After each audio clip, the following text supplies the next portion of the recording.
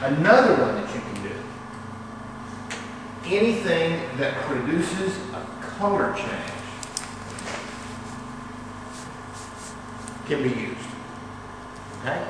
Now, there's many things that produce color changes, but there's some of them that are a little better than others.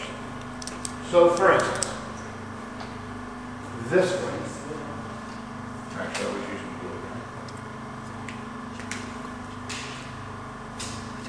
This hydrogen peroxide, and it reacts with an iodide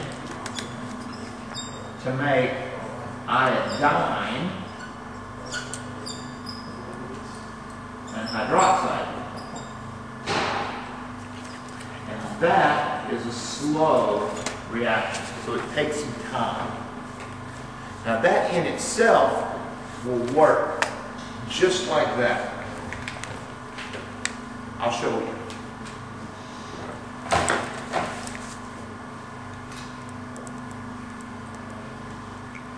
All right.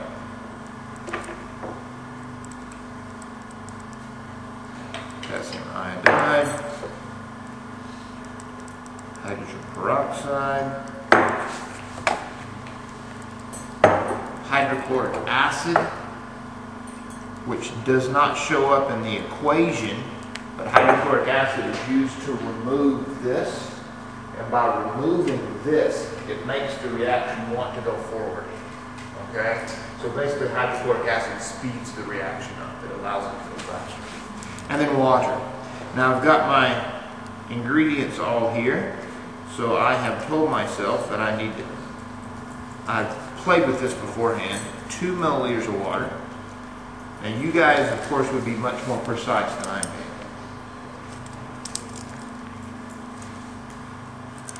1 milliliter of hydrochloric acid.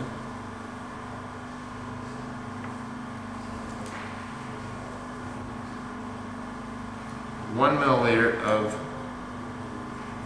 hydrogen peroxide. See how it's clear? You guys see against the background? And 2 milliliters of potassium iodide. Now I'm going to place this against this white background so that everybody can see it. Okay?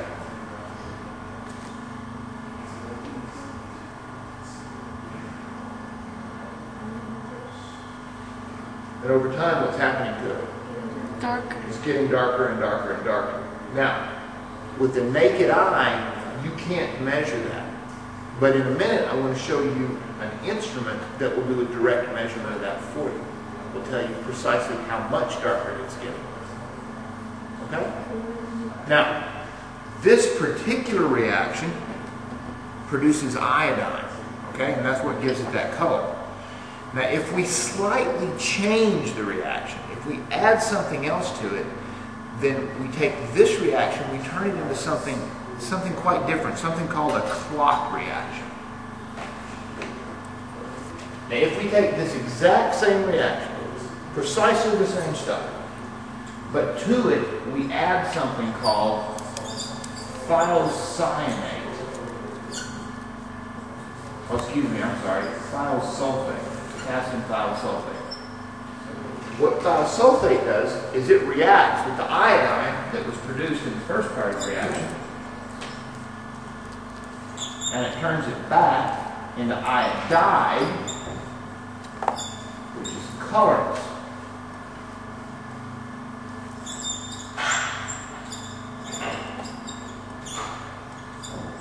And that reaction is very, very fast.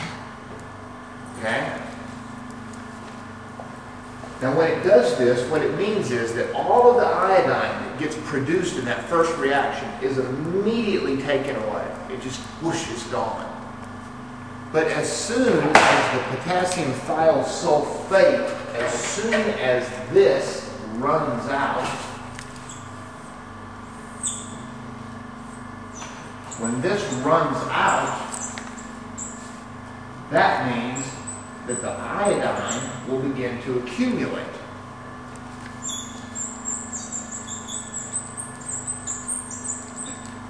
And we've already seen that you can see the color of the iodine.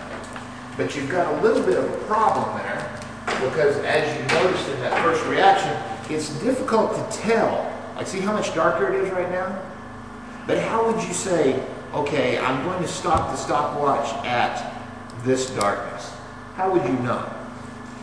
Well, the funny thing is about iodine, that if you mix iodine with a little bit of starch, it turns blue-black, and it makes a very clean endpoint. You probably learned that in biology somewhere. Okay? That blue-black color. And then the smallest amount of iodine will cause that color. And then you can see the end of the reaction. This is what's called a clock reaction. So I'm going to run a clock reaction for you. I've had the ladies of the lab mix together what's called solution A and solution B. And solution A is basically the iodide and the hydrochloric acid and the thiosulfate. And solution B is the hydrogen peroxide. And a little bit of starch. And I'll put them together here. Alright, so I'm going to have, here I should have got myself a measure. Oh, one of those two. Alright, so I'll take about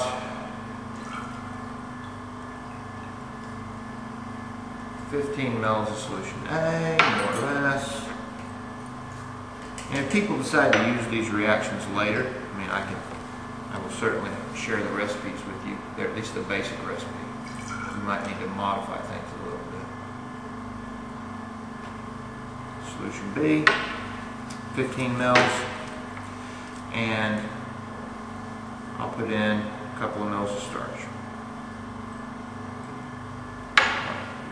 Now,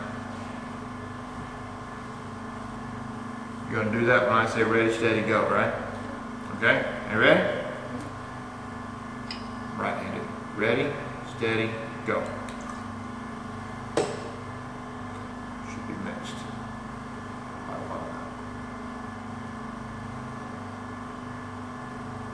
Nobody's going to whistle the Jeopardy. Oh. Right? Exactly! Gives a very clear... You didn't stop it then? Oh, I was doing this. Whatever, that's fine. But you get the point. It's a very, very clear endpoint. Okay? There's no mistaking it. And you can use this in a variety of ways. But unlike this one here, which just gets gradually darker, this one changes like that. And you can measure quite well. Alright? What was...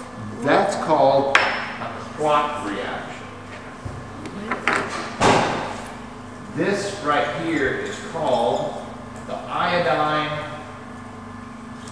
clock reaction. And it works fine. Now I know it's cool, but not all 12 of you can't use this, okay? But several of you can if you want to. And you can manipulate many factors that affect this. Now,